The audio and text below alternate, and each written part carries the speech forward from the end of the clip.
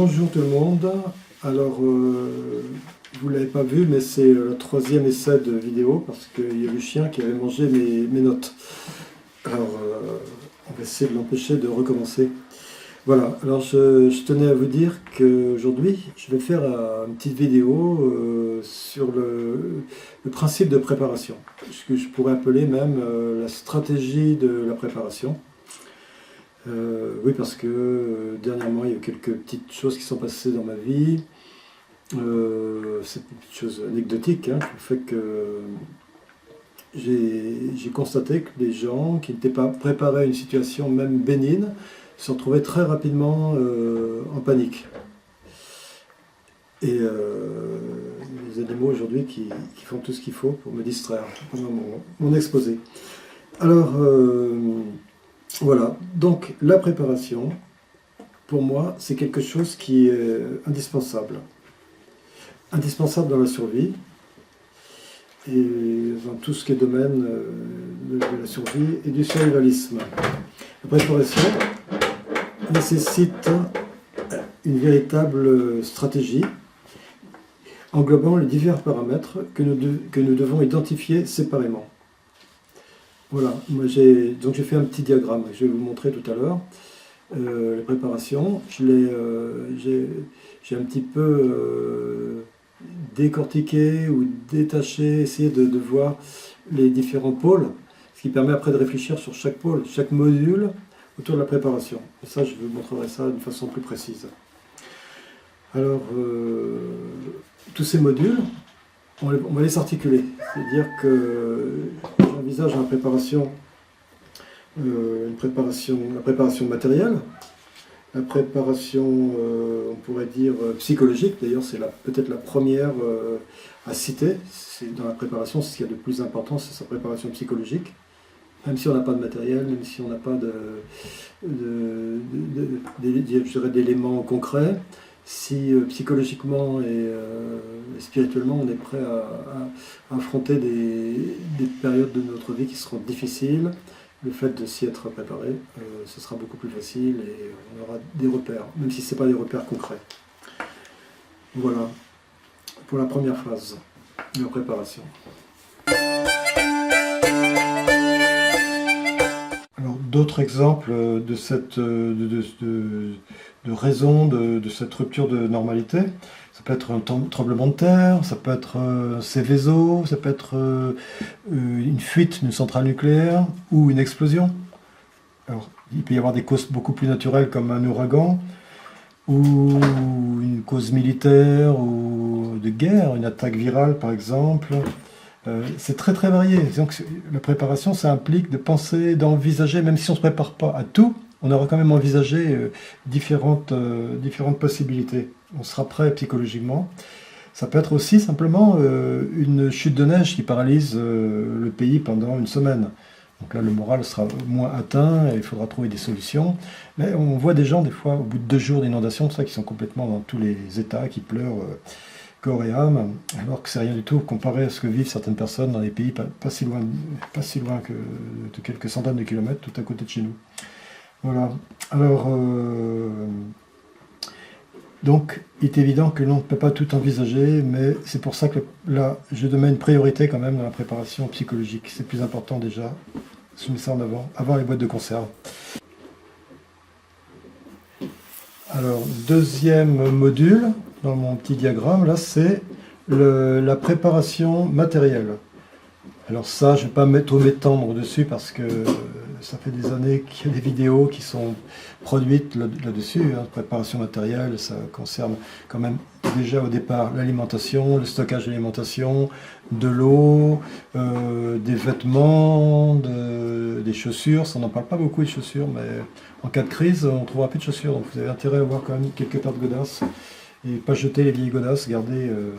Voilà, ça pour moi c'est important parce que je marche beaucoup, je sais que les chaussures c'est prépondérant. Alors sur le matériel, on peut vraiment dire beaucoup là-dessus et ça a déjà été dit comme je le disais précédemment. Ensuite, troisième pôle, la défense. La défense, c'est quelque chose qui est aussi important, parce que même si on est préparé psychologiquement, qu'on est préparé matériellement, si on ne peut pas assurer sa défense en des situations de crise extrême ou tempérées, hein, tout ce qu'on aura fait avant, ce sera foutu. Donc ça, c'est quand même quelque chose, c'est un paramètre qu'il ne faut pas évincer. Alors se défendre, ça veut dire quoi? Il y a beaucoup de choses dans la défense, hein. Ça englobe quand même beaucoup de choses. Il y a des points de vue qui sont divergents. Savoir si est-ce qu'on a des armes, est-ce qu'on n'a pas d'armes, parce que se défendre, on peut aussi se défendre peut-être sans armes, mais si on l'a envisagé. Mais ça, c'est tout un débat, hein. Tout un débat. Je ne sais pas si tous les survivalistes ou les gens intéressés à la survie connaissent ce genre de polémique, hein. Maintenant, ça c'est un choix personnel, il y a beaucoup de réflexions qui ont été faites là-dessus, donc je ne vais pas m'étendre non plus. Si on utilise des armes, quel type d'armes? Je ne pense pas qu'il y ait des armes qui sont négligeables. Il y a certaines personnes qui disent qu'il ne faut pas utiliser un lance-pierre, c'est pas efficace par exemple dans la défense, mais pourquoi pas? Dans certaines situations, ça peut l'être, et on peut peut-être même avoir l'avantage sur un fusil, ou puis, des fois on n'a pas forcément un fusil, donc il faut être capable de se fabriquer un lance-pierre en 10 minutes. Bon, ça c'est un point de détail important. Et puis, pour en venir au type d'arme, et ce sera aussi en fonction du degré de dégradation de la situation. C'est-à-dire que si la situation est dégradée, mais pas suffisamment pour plus qu'il y ait de police ou de gendarmerie ou d'armée, bon ben là vous ne pourrez pas tirer sur quelqu'un qui vous attaque, même si vous êtes en légitime défense, vous risquez encore d'avoir des problèmes avec la société. Donc là, ben, on laisse tomber les armes à feu peut-être, hein.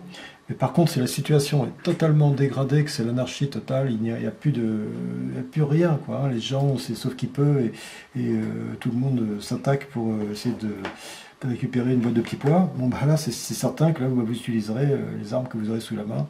Et si c'est pour votre survie, ben, vous n'hésiterez pas à faire feu, hein, de tout poil. Alors, je dirais le quatrième pôle, le quatrième petit diagramme, je l'ai intitulé physique et sportive, préparation sportive et physique, plus exactement. Et alors ça, c'est aussi, je disais que tout à l'heure, c'était tous je dirais que ces petits diagrammes sont en interaction les uns avec les autres parce que ils sont complémentaires, quoi. On les isole, bien entendu, pour pouvoir les travailler, les développer, les argumenter, mais également, ils sont interdépendants. C'est évident que si on n'a pas un bon physique, un bon physique, c'est lié à son âge, hein, mais être en forme physique et mentale, on aura du mal à avoir un bon psychologique, on aura du mal à se défendre aussi correctement.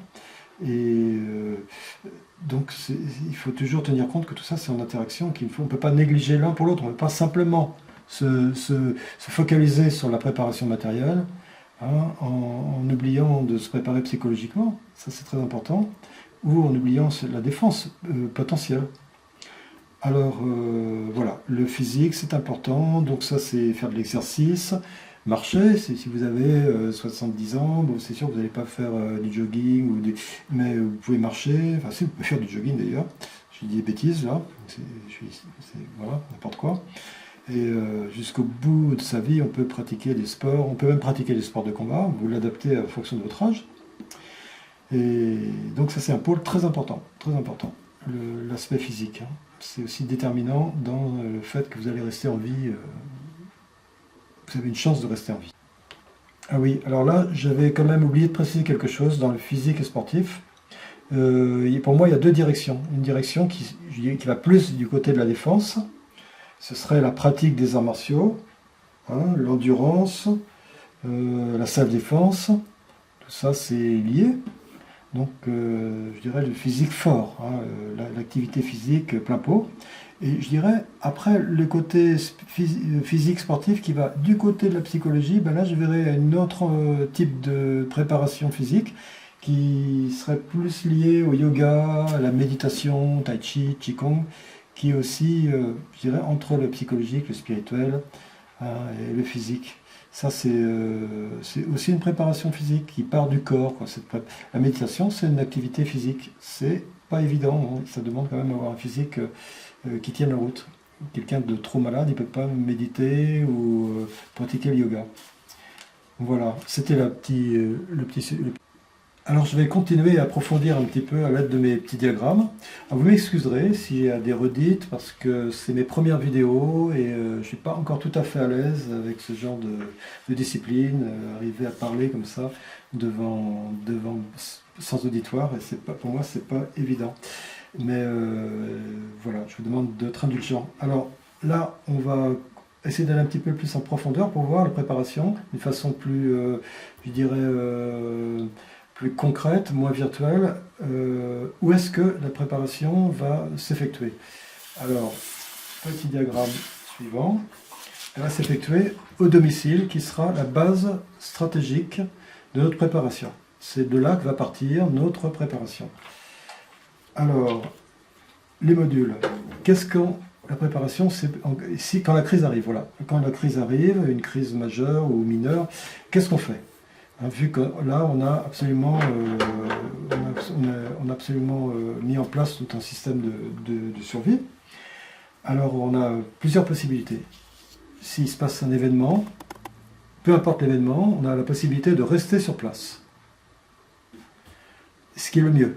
Tout le monde vous dira que c'est là où on sera le plus en sécurité, on aura nos repères du quotidien, même s'il y a des dysfonctionnements, même s'il n'y a plus d'eau dans le robinet, vous aurez stocké de l'eau, vous aurez envisagé un système sanitaire, prophylactique, etc.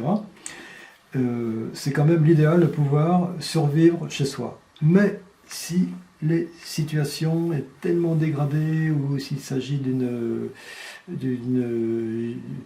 catastrophe genre tremblement de terre ou inondation, une montée des eaux, etc., il faut se barrer, il faut quitter son domicile.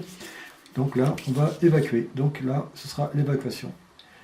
Mais votre préparation aura déjà envisagé cette possibilité. Vous aurez envisagé le fait qu'il faudra quitter le domicile.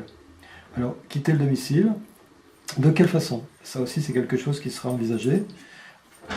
On partira soit à pied, s'il n'y a plus de route, si tout est effondré autour, s'il y a un tremblement de terre, par exemple, on partira à pied. Ça, c'est la façon la plus simple. De toute façon, même pour sortir de sa maison, on sort à pied, hein, même pour aller rejoindre sa voiture quelque part, si elle est encore utilisable. Et si on en a une, aussi. Ce qui n'est pas le cas de tout le monde. Alors, une autre façon d'évacuer, c'est le vélo. Ça a l'air stupide comme ça, mais c'est pas si stupide que ça, parce que sur un vélo, vous pouvez mettre énormément de choses. Il y a les gens au Vietnam pendant la guerre, ils se servaient des vélos pour transporter du matériel militaire, ils démontaient des canons. Un vélo, ça peut porter très très lourd. Donc, vous pouvez, si vous êtes une famille, par exemple, vous avez 2-3 vélos, il peut y avoir un vélo qui porte des jerrycans d'eau, parce que l'eau, c'est quelque chose c'est de la denrée essentielle dans la survie, tout le monde le sait. On peut emmener énormément de choses. Il y a quelqu'un qui maintient le vélo, naturellement, on ne monte pas dessus, il y a quelqu'un qui tient le vélo, et quelqu'un derrière qui pousse et qui le stabilise, surtout si le parcours est compliqué, avec des pierres ou des arbres à passer. On y arrive, le vélo. Alors il y a aussi, on peut prendre des petits chariots, des caddies. Un petit caddie de supermarché, ça permet d'éviter de porter des sacs énormes sur son dos. C'est pas stupide. Alors, l'idéal, c'est de pouvoir aussi partir en voiture ou en camionnette, ce qui permet de mettre quand même beaucoup de choses dedans. Et dans la préparation, vous aurez prévu des modules de nourriture, par exemple des seaux ou des glacières avec dedans, je dirais, un équilibre alimentaire avec, c'est-à-dire du riz, des légumineuses, des produits plus à base de sucre, etc. C'est-à-dire que chaque glacière ou chaque seau aura ce sera, je dirais, en réplique. C'est-à-dire qu'il y aura à peu près la même chose dans chaque module, ce qui permettra d'en prendre un ou deux ou trois, mais vous aurez un équilibre alimentaire dedans. Voilà, donc ça c'est en ce qui concerne l'évacuation. Alors, très important, quand on évacue, est-ce qu'on va n'importe où? Ou est-ce que dans le temps de préparation, on aura envisagé une destination? La destination, là voilà. Et c'est évident qu'on aura envisagé une destination ou plusieurs destinations. Parce qu'on ne sait pas ce qui peut se passer. Peut-être qu'il y aura les destinations que vous avez prévues, ce sera plus possible parce que ce sera un endroit qui sera aussi en situation de désordre ou de crise.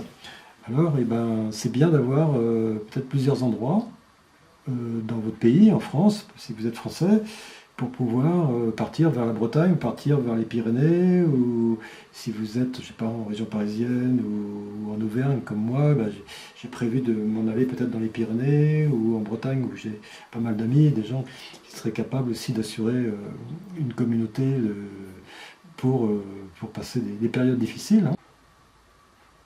Aussi, j'ai fait un module spécial qui s'appelle le module réseau communauté, qui est sous-jacent à toute la préparation, c'est-à-dire que c'est un élément important dans la préparation d'avoir un réseau, une communauté de gens qui sont dans la même philosophie de la préparation, qui ont les mêmes, je dirais, objectifs, la même philosophie de vie, voilà, c'est ça.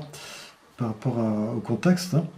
Il faut s'associer naturellement avec des gens qui nous ressemblent un tant soit peu. Mais c'est important, parce que quoi que vous fassiez, vous aurez besoin des autres. C'est ce qu'on peut dire pour résumer et pour conclure. Alors merci de m'avoir écouté, et puis j'attends avec impatience vos commentaires, et puis je vous dis à bientôt.